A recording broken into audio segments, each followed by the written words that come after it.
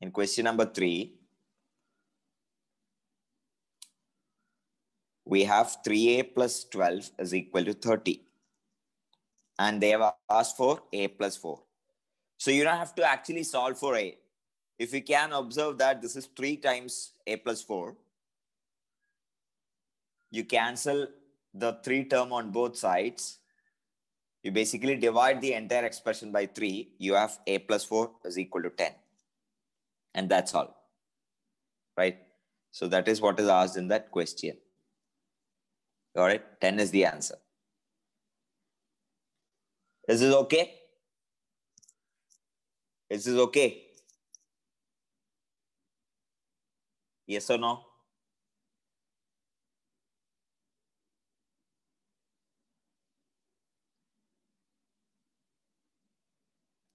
This was the last question we discussed. Hello?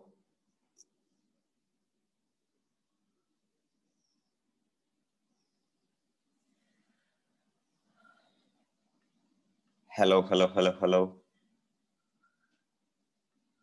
On the chat, I can only talk, it says you can only send it to one person specifically. I didn't get you. Come again. It only lets you, oh, 1 second.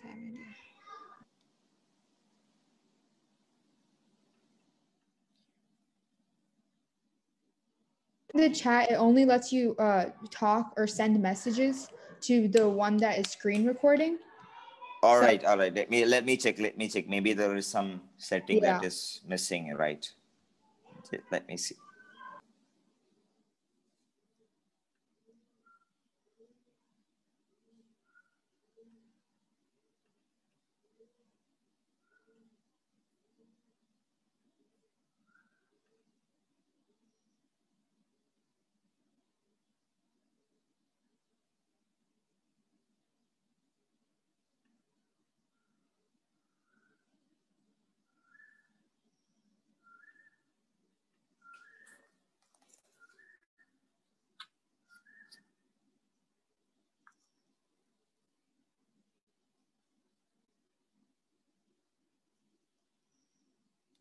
Yeah.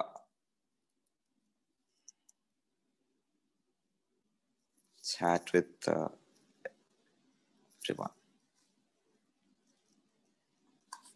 Now, can you try a public chat?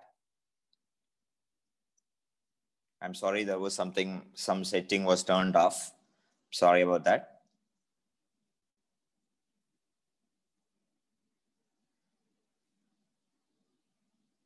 Yeah. So in the next question, so that was fine, right? Sorry, my connection had buffered over it. Could you go Yeah. So I'll repeat that once again. See, we have 3a plus 12 is equal to 30. And in the question, you're asked to calculate a plus 4.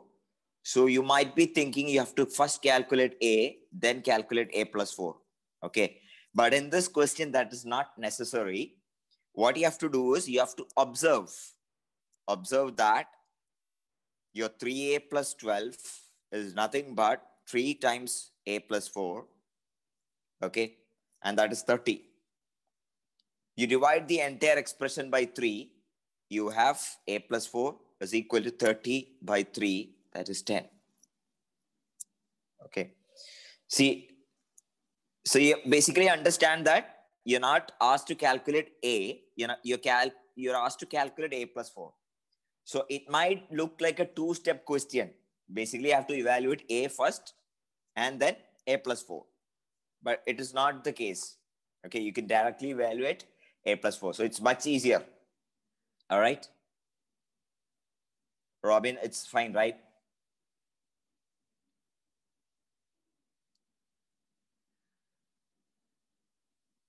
Got it? Yeah. See, it's the same case in the next question as well. See? Don't you think? You have 11c minus 7 is equal to 8.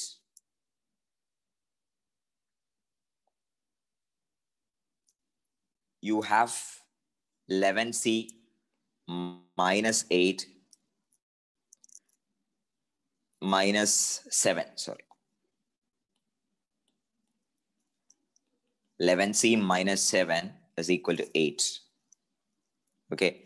And you're asked to evaluate 33c minus 21, right? So this question may look like evaluating c in the first step and then calculating 33c minus 21, right? But you observe that this expression is nothing but 3 times 11c minus 7. You get that? Did it strike you?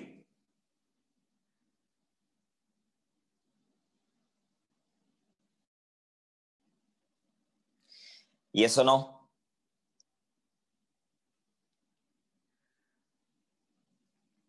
Yes. Yes. Yes. All right. So you basically don't have to find c. Okay. You have 11c minus 7 with you, which is given in the question itself. And your 33c minus 21 is nothing but 3 times 11c minus 7, which is 3 times 8, which is 24. Is that cool?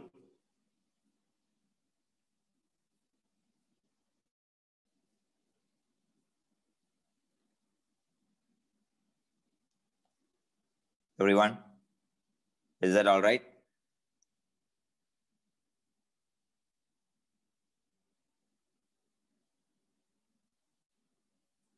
No, you just see, what I'm saying is you don't have to. This might look like evaluating C first. Okay. Solving for C first, and then 33C minus 21 needs to be evaluated. But it doesn't work that way. It's a much simpler question. You just observe that you can write this 33 as 3 into 11, and this 21 as 3 into 7. So this 33C minus 21 is nothing but 3 into 11C minus 3 into 7. So you take 3 out, it's 11C minus 7. And good for you, 11C minus 7 is already given as 8. So that is 3 into 8, you have 24, right? Cool. Yes, in the next question, again, there are fractions involved. So I have given you 2 methods. Okay. So let's quickly look at 2 methods. So the question is, question number 5. We have 3 by 4 m plus half is equal to 7 by 8. Right? So one method is do fraction operations.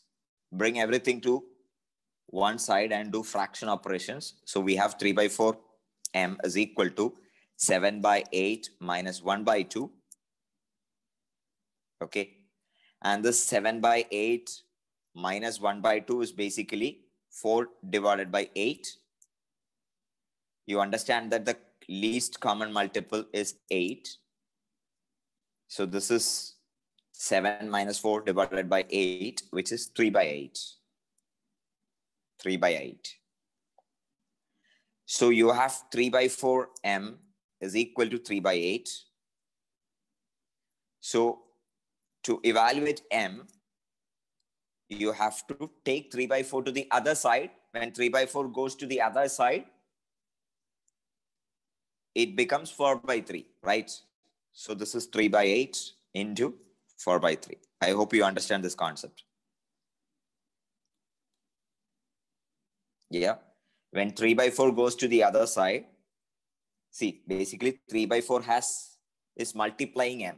When it goes to the other side, it's dividing 3 by 8. So division by a reciprocal is basically multiplication by its, see, you're basically dividing 3 by 8 by 3 by 4. And this is 3 by 8 into 4 by 3. This is what is happening. Is this clear? 3 by 4 goes to the other side. It basically goes to the denominator. And in the denominator, if you have a fraction, it appears as the multiplication by its reciprocal.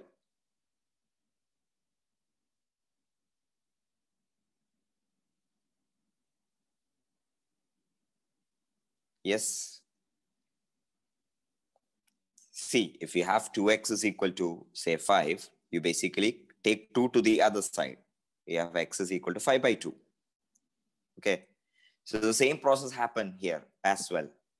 This 3 by 4 is multiplying m. When it goes to the other side, it goes to the denominator. And in the denominator, you know that it's basically reciprocal of 3 by 4 that will come as the product. Now this 3 and 3 gets cancelled, and 4 and 8 will go as 1 by 2. So your answer is 1 by 2. So this is one way to do it. You basically do fraction operations. Do it in a normal way, as in you just collect everything, collect all the variables to one side, collect all the numbers to one side.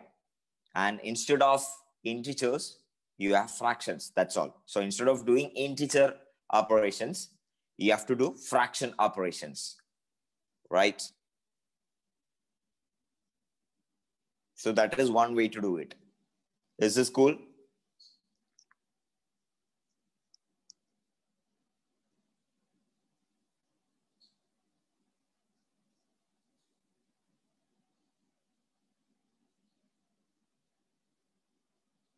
Yeah.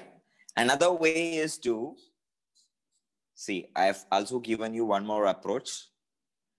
We have 3 by 4 m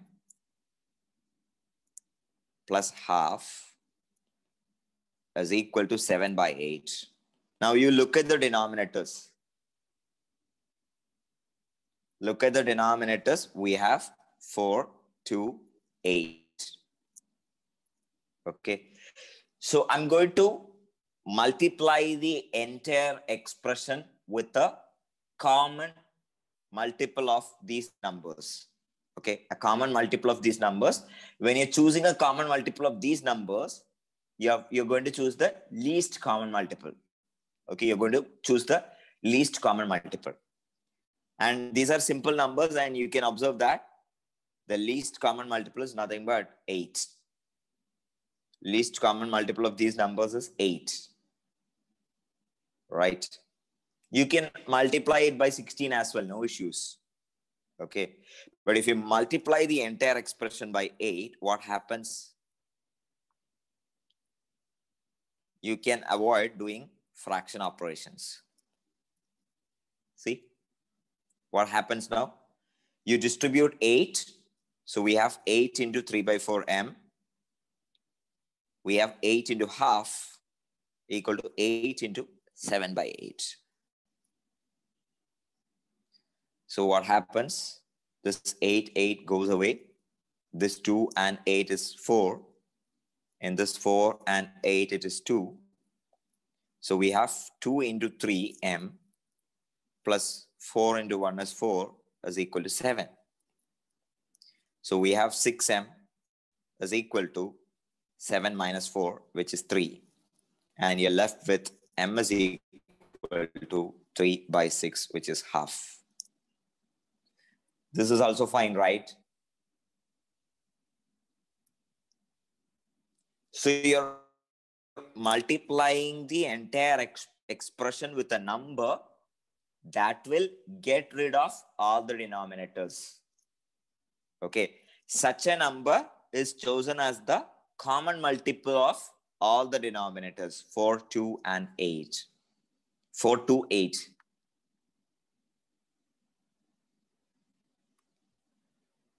Is it all right?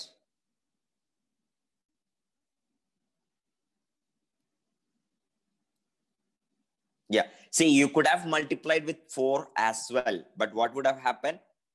In this 7 by 8, see, if I had multiplied the entire expression with 4, suppose instead of 8, if I had multiplied the entire expression with 4, what would have happened? See, we have 4 into 3 by 4 m plus 4 into half is equal to 7 by 8 into 4. Okay. See, here the denominator goes away. This goes away. Here also it goes away. But here, see, it doesn't go away. Okay. It's still a fraction here. It's still a fraction. So if you want to get rid of all the denominators, you have to multiply by a number that will get rid of all the denominator, and that will be a common multiple of all these numbers. And for your convenience, it is easier to choose the least common multiple. Least common multiple. Right? Make sense? Make sense?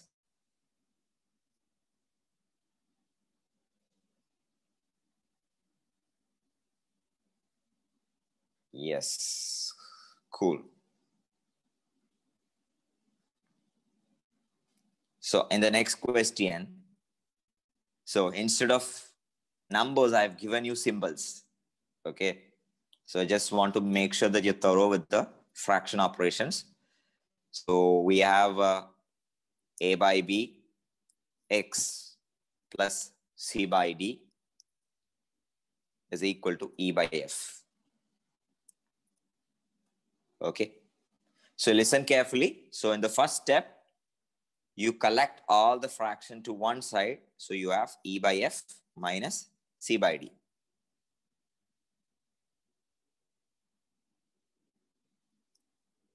Yes.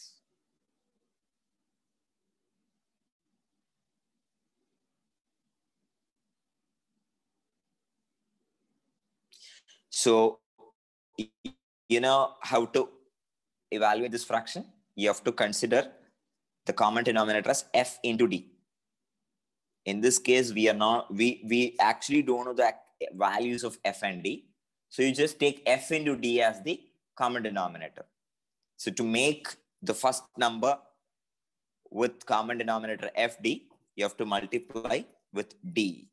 So is that fine? So e by f is same as this quantity. And the second number, you have to multiply with f.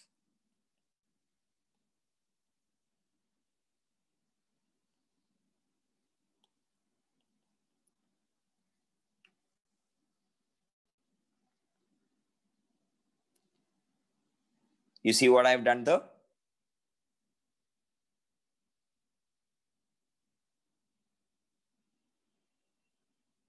Yeah. So you can see the multiplication is this way. CF divided by DF is nothing but FD.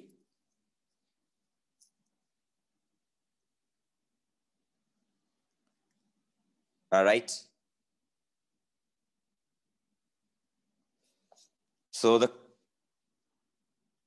expression becomes, we have FD in the common denominator. It becomes ED minus CF. And that is your A by B times X. Cool.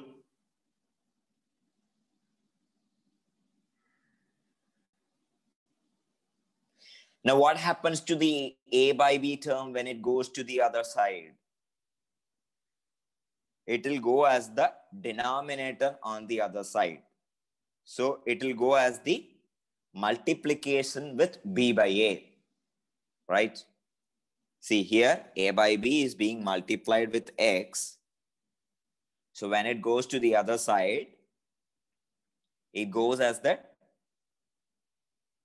denominator, okay, on the RHS. And denominator in the fraction, a fraction in the denominator will appear as the multiplication by its reciprocal.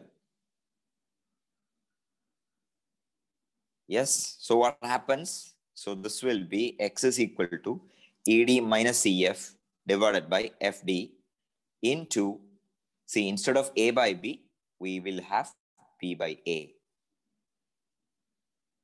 Is this cool?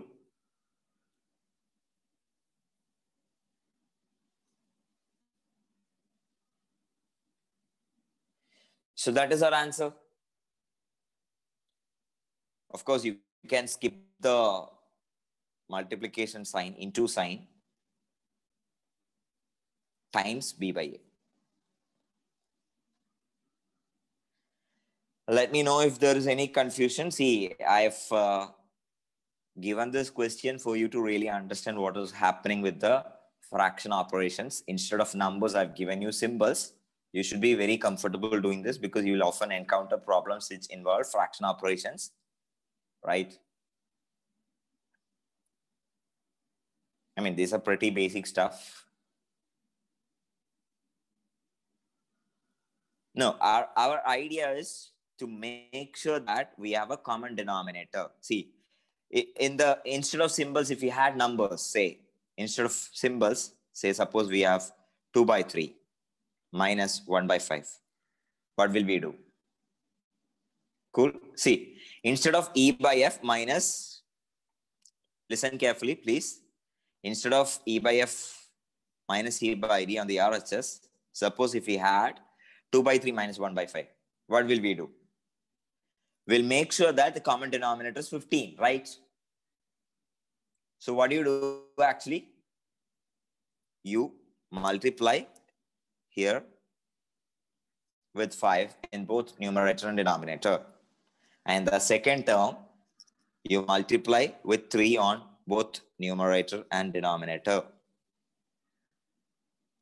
Are you happy because you have the common denominator 15? So we have 10 divided by 15 minus 3 divided by 15, which is 10 minus 3 divided by 15, which is 7 by 15.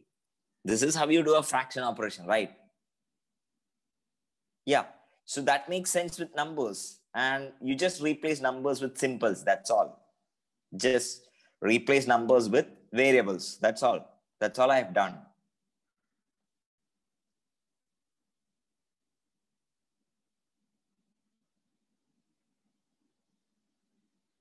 See, this is all about understanding math abstraction. See, math is all about abstraction. Abstraction means math is like a set of ideas. Even without numbers, if you replace numbers with symbols, you should be able to visualize what is happening there, right? Even if you don't have numbers. Even if you don't have numbers, instead of numbers, suppose you have symbols. You should be able to visualize the operations, the addition, multiplication, and things like that. So that's the whole idea of learning mathematics. Mathematics is about learning abstractions. Even without a concrete numbers, okay, you just have abstract concepts here happening, right?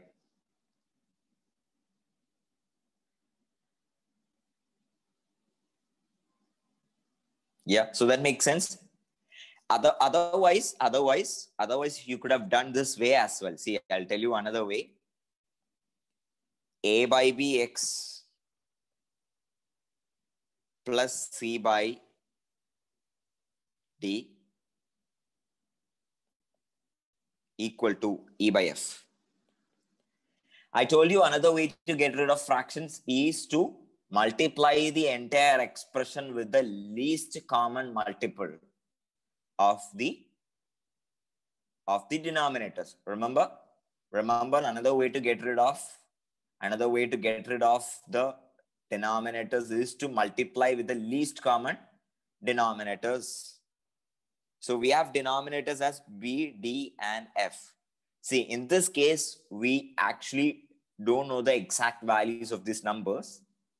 These symbols do not represent any numbers for the time being. So what we do, instead of taking the least common multiple, you just take the simplest multiple you can consider. You just take the product B into D into F. You just take the product B into D into F. See, you should not get confused, okay? These are just simples. Instead of numbers, you just give a symbol to them, that's all. Nothing, I mean, it's not rocket science. Instead of numbers, you're just assigning symbols to them, that's all. Right?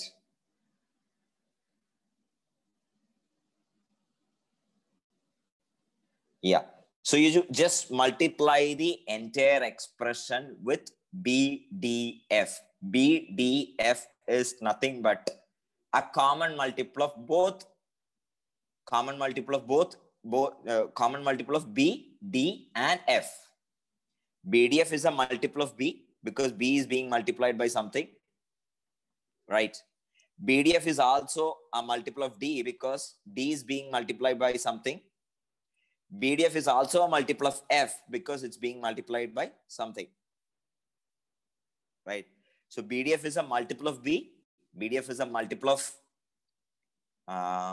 D, and BDF is a multiple of F as well, right? Suppose you have 2, 3, 5 in the denominator.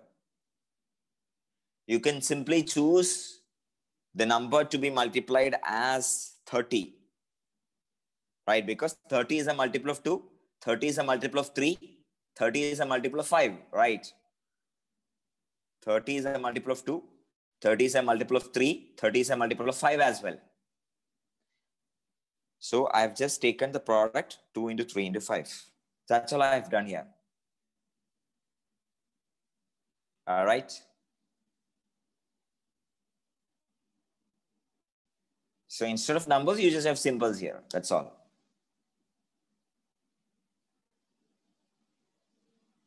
Cool.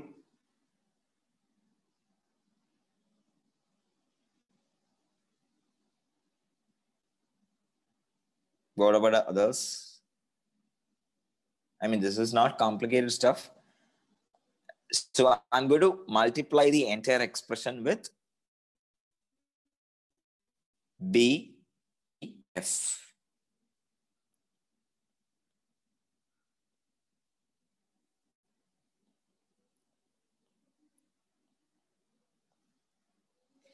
So in this case, I'm going to get rid of the fractions. Life is going to be much easier now. Because when you distribute, see this, what happens? What happens when you distribute?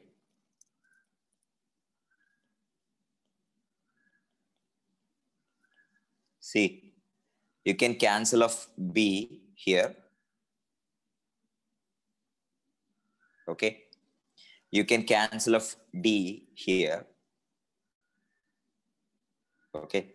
So you have DFAX plus BFC is equal to, in this case, you can cancel off F on both sides.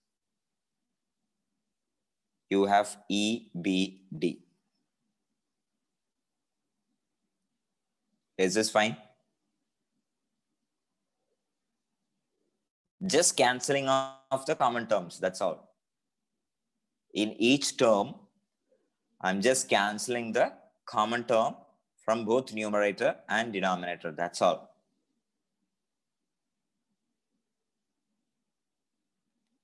Yeah, Robin, instead of BDF, if we had 235, imagine what you would have chosen. You would have chosen 30, right? You would have simply chosen the product of 2, 3, 5. So that is the common multiple that you will be dealing with. So here, instead of 2, 3, 5, I have B, D, and F. So I'm multiplying the entire expression with B into D into F. Just like 2 into 3 into 5, it's B into D.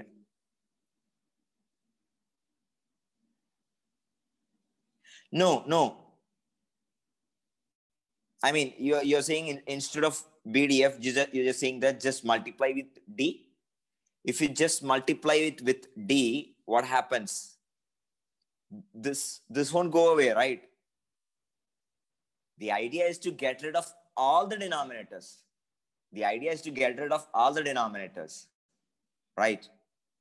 If you just multiply with D, what happens? Only in one term, D will go away.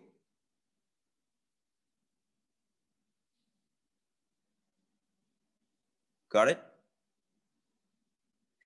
See, you have to get rid of all the denominators, so that the chosen number should be in such a way that it should be a multiple of all the denominators. See, get this right. Get this idea right. Okay, it's not a complicated thing. You have to get rid of all the denominators. So you are choosing a number which will be a multiple of all the denominators. And to make our lives easier, we will be choosing the least common multiple usually. Okay. We will be usually choosing the least common multiple. Right. So if we have 2, 3, and 5, we will just choose 30. Right. But if we had 2, 4, 8 in the denominator, if we have 2, 4, 8 in the denominator, instead of taking 2 into 4 into 8, that is 64. Instead of 64, you could have chosen 8 as well. Instead of that, we could have chosen 8 as well, because, you know, it is a multiple of 2, 8 is a multiple of 4, and 8 is a multiple of 8 as well. So 8 will do the job. 8 will do the job in this case, because 8 is a common multiple of 2, 4, and 8. Right? This case, in this specific case, 8 will do the job. Right? In this case, choose 30. So I'm multiplying the entire expression with BDF. I hope everyone is clear with this. Tell me if you're stuck, do let me know.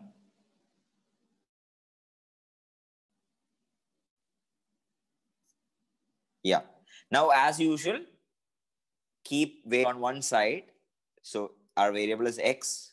Keep it on one side. Take everything else to the other side.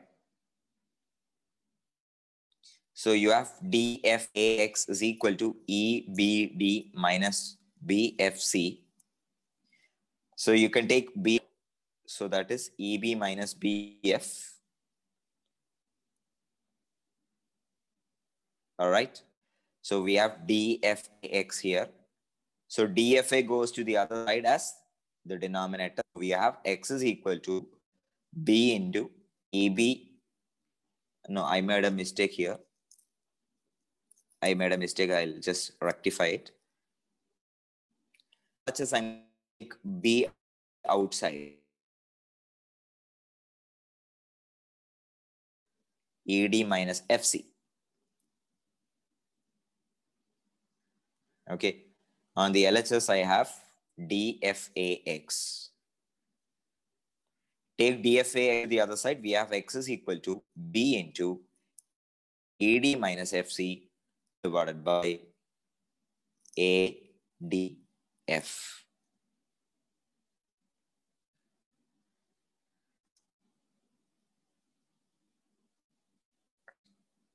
So this is exactly same as the previous answer.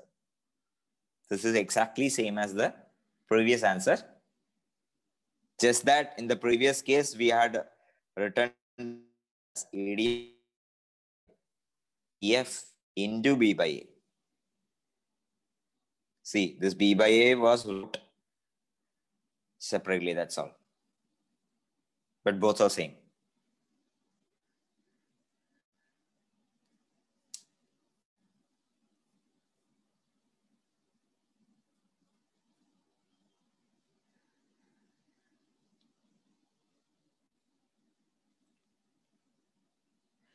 I hope now you're clear with both approaches, both the approaches of solving an equation when there are fractions involved. One way is to do fraction operations. Another way is to get rid of the fractions by multiplying with a common multiple of all the denominators. Yes, what about others?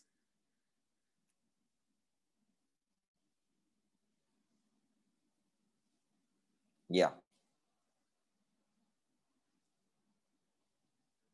Yeah, cool. Thank you. So let's go to the next question quickly. I mean, this is an easy question, right? Seventh problem is an easy one.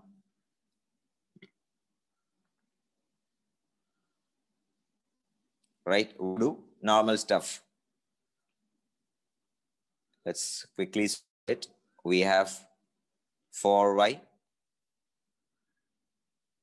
minus 3 divided by 7 is equal to 3. 4y minus 3 divided by 7 is equal to 3.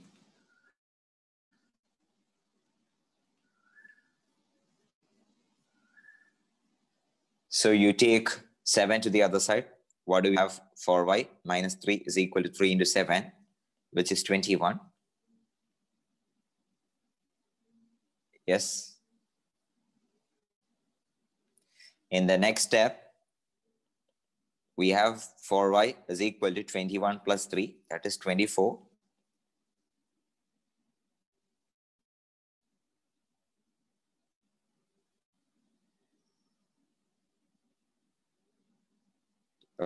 In the next step, you have equal to 24 divided by 4, which is 6.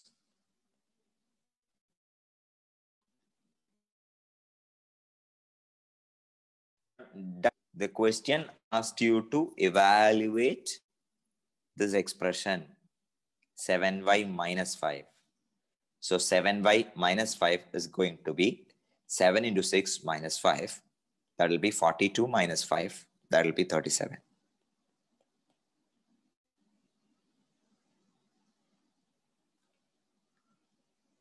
Is this all right?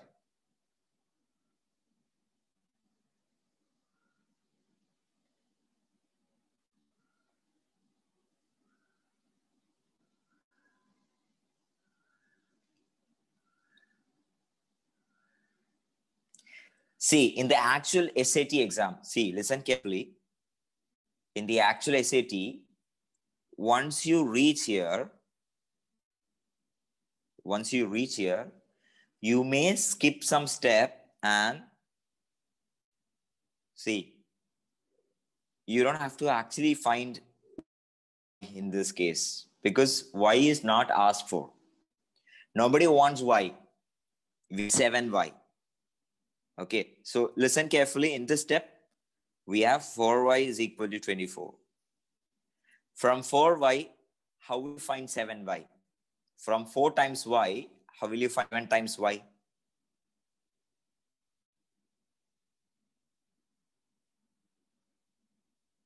From 4y, how will you find 7 times y without actually finding y? See, you understand this approach, right? In this, I have done it stepwise. I have found out y, and in the next step, I have found out 7y, and so. So from 4y, without finding y, how will you find 7y directly? From 4y, how will you find 7y without finding y? How can you skip finding y? Can somebody tell me?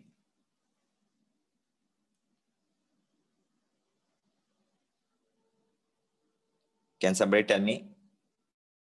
From 4y, how do you get 7y without actually finding y?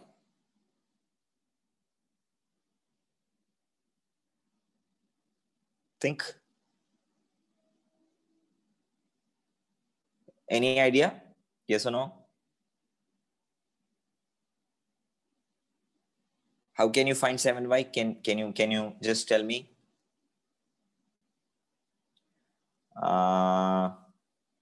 What about Anjali, Olivia, Robin?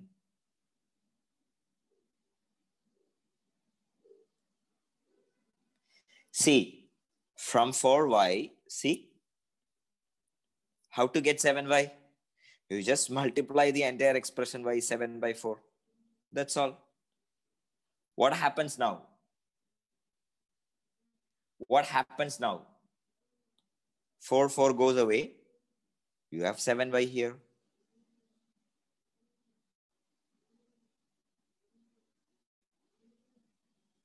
And on the RHS, this 4 goes away. You have 42.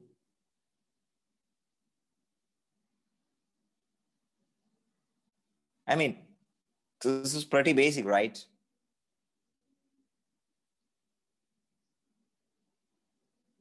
Is this confusing?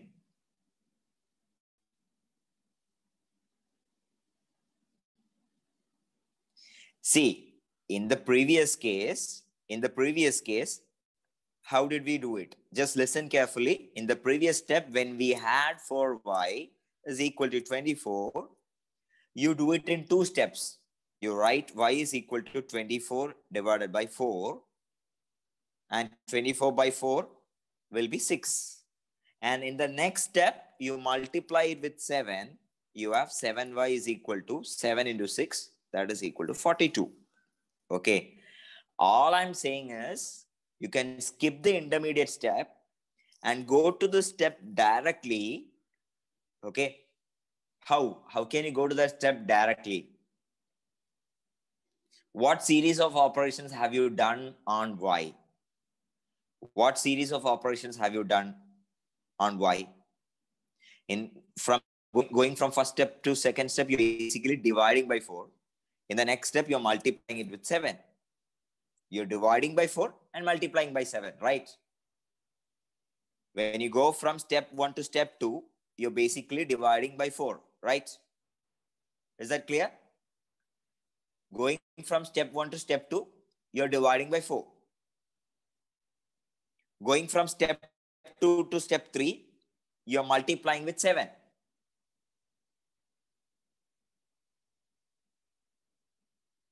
All right?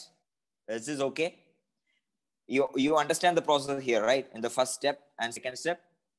And here what am I doing? I'm just doing the entire thing in one single step.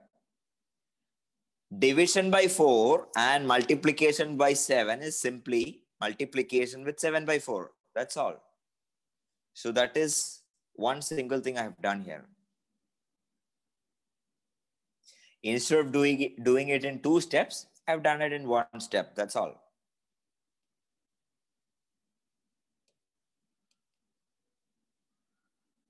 Is this still confusing?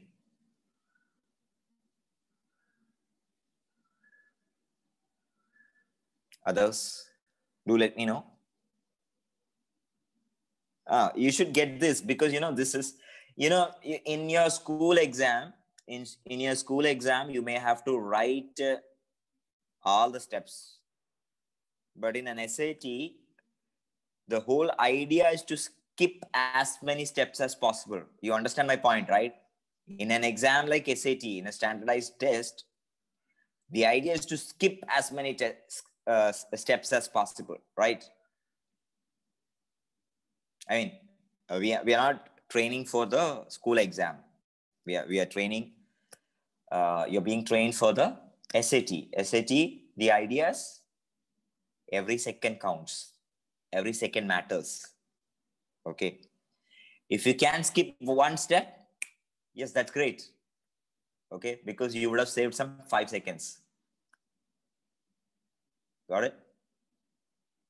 So you should know such tricks, tips, tools, and things like that. Okay. Anyway, I'll explain it once again because you should be very thorough with these concepts. See, listen once again. Listen once again. When you have 4y is equal to 24. Okay. Listen carefully. Now, what is the first step? My intention is to find 7y from this. Okay. The first step, you divide the entire expression by 4. Okay, so that becomes y is equal to 6. In the second step, you multiply the entire expression with 7. So you have 7y is equal to 42. This is clear, right?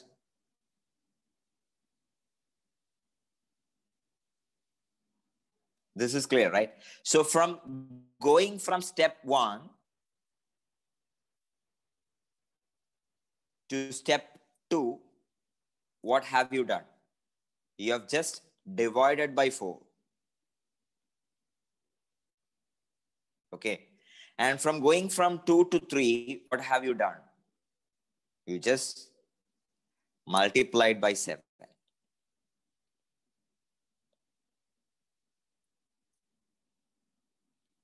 And what single operation represent the combination of these two?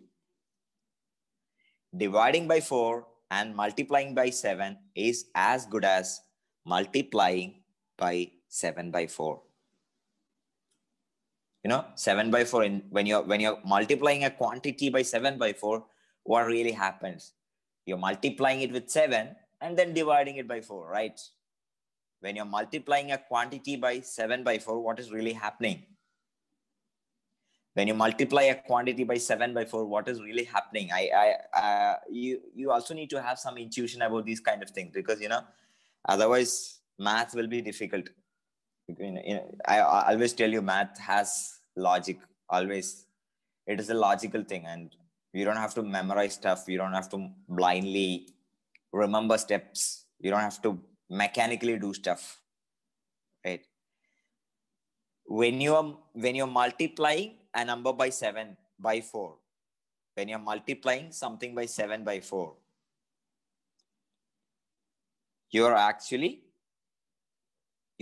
multiplying it with 7 and then dividing it by 4. Got it?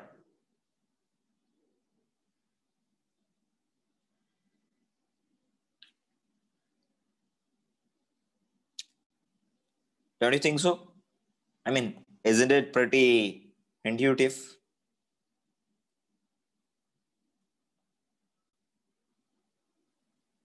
Tell me. Yeah. Robin? Fine, yeah. So now you're clear. So when you have 4y is equal to 24, and if you want to go to 7y, what do you do?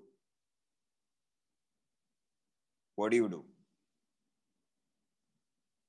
You understand that you have to get rid of 4, so you have to divide by 4. And you have to bring 7 to the picture, so you have to multiply with 7. So what is that single step you're going to do? What is that single operation you're going to do? What is that single operation when you want to go from step 1 to step 3? What is that single combination of single step that you'll do? Single operation that you'll do?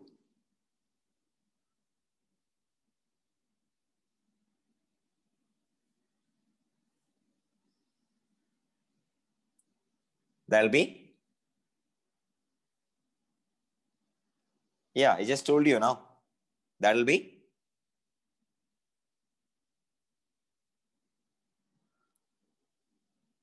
Going from 4y to 7y. That'll be dividing by 4 and multiplying by 7.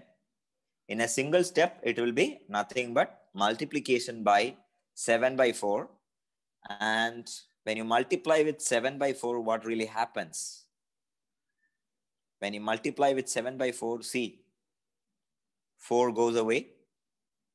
Here also it is 6. So we have 7 into y, which is 7y, is equal to 42. Simple. Tell me.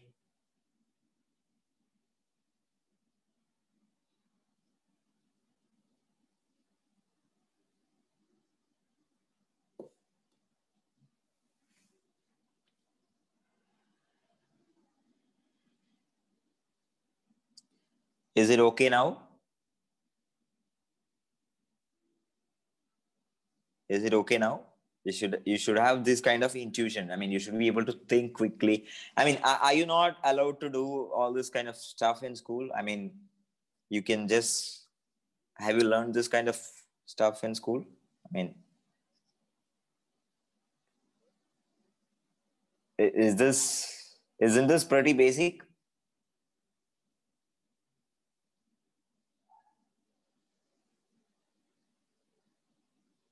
Yeah, okay. The ideas are ideas in a standardized exam. Only the final answer matters. Always remember this, final answer. Nothing else matters. How much ever you work you do, how much ever work you do, say you solve 80% of the question, there's no use. There's no partial credit. There's no partial credit. Only final answer matters, right? Okay. The way you arrive at the answer does not matter. So what will you do? You should try to arrive at the answer in the least possible time. You should be minimizing the number of steps.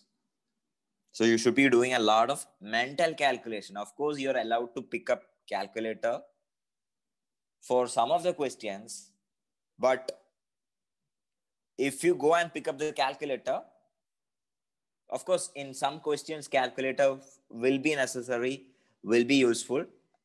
But in majority of the questions, if you're going to pick up the calculator, it is going to be a waste of time. Okay. Especially if you're aspiring to get a good score, as in near perfect score. I hope all of us want to get a near perfect score in math, right? Right. All of us want to get a near perfect score in maths. So for that, you should be able to do almost every question. Almost every question needs to be answered in that given time. Okay. So can you imagine doing 58 questions in 80 minutes in a school exam? Can you imagine doing 58 sums in 80 minutes in a school exam? You can't, right? So what I'm saying is, do not go for the school approach. Forget about the school approach. Okay? Forget the school approach. We are going to do the SAT approach, test prep approach. The whole idea is, you get to the final answer. It is irrelevant how you reach the final answer, but it is important that you should be able to reach the final answer in as few steps as possible. Okay. At the same time, you should not be making mistakes, because, you know, these questions do have options. A lot of questions will have options. And if you make the slightest of the mistake, you will end up marking the wrong answer, right? And that we don't want that to happen, because, you know, you will be under the impression that, oh yeah, I have cracked the question. But actually what has happened, you have got a wrong answer, right? We don't want that to happen. You understand, right, what I'm saying? I'll just quickly solve one more question before we run out of time. Can I take 2-3 more minutes? Yeah, cool. So in the next question, we have 0.4x plus 2.4 is equal to 3.7.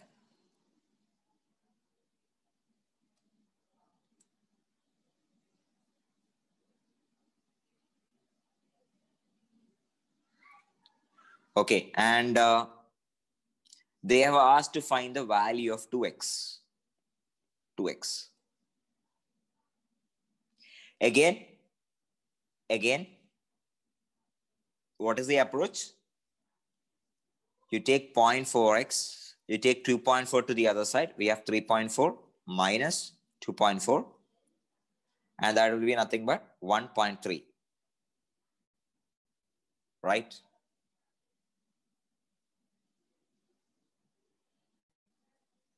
Now your x is going to be 1.3 divided by 0.4. And that will be nothing but 13 divided by 4. So far, so good? So far, so good?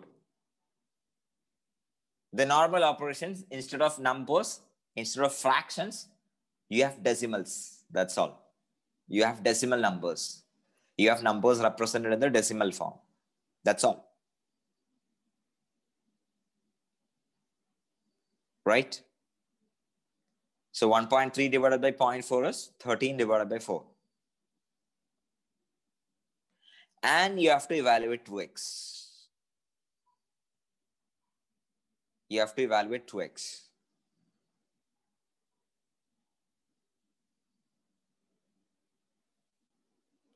So that is nothing but 2 into 13 divided by 4. So 2 goes away. That is 13 divided by 2. 13 by 2, half of 13. Okay. Half of 30. See, this question I've given as a question without an option. Oh, it has options. Suppose this question appears as a question without an option. Okay, I'll teach you how to do this later on in detail. Okay, there will be a grid where you have to plug in your answer as 1, 3 by 2. Okay, there will be a grid where you have to plug in your answer as 13 by 2. Or 13 by 2 is nothing but 6.5. 13 by 2 is 6.5, right? So you could as well mark this answer as, in the grid, you can mark this answer as 6.5. Okay, this we'll see later. Okay, this we'll see in detail towards the exam. Not an issue, okay? And of course, one more point I want to tell you is, suppose this question appears in the calculator session. Okay, if you think you might make mistake dealing with this decimals, it is okay to pick up the calculator in this case. Okay. By the way, you which calculator do you guys use? Which calculator? Is it a graphing calculator or a scientific calculator? Do you have a graphing calculator? Graphing calculator. All of you have a graphing calculator. TI or Casio? Okay, the TI one. Yeah, that's great. Yeah, see, that I'll tell you which one to get exactly. I mean, it is, I've realized that it's better to get a graphing calculator. Anyway, I'll get back to you on that in detail. For the time being, you can work with a scientific calculator because, it will give you all the stuff that you need. Okay, for the time being, scientific calculator is okay. But the point is you should be comfortable with these operations. I hope you have learned how to plug in these numbers into a calculator and solve this kind of equation. Have you learned this? Yeah. So my request is there is no work for the next week because we are still discussing the previous sheets, right? We are not discussing anything new in this class. My request is go back to the previous sheets. Okay. Just try to minimize the number of steps you take. That is one thing. Minimize the number of steps you take for each question. Okay. Try to get in as few steps as possible. And apart from that, you also try to get the answer using calculator. Okay. In case and most of the time you will see that you will be able to do it quicker without the calculator. Okay. Okay, this is my point. Just go to the sheets which we still need to discuss. Try to go through the questions once again. Try to minimize the number of steps.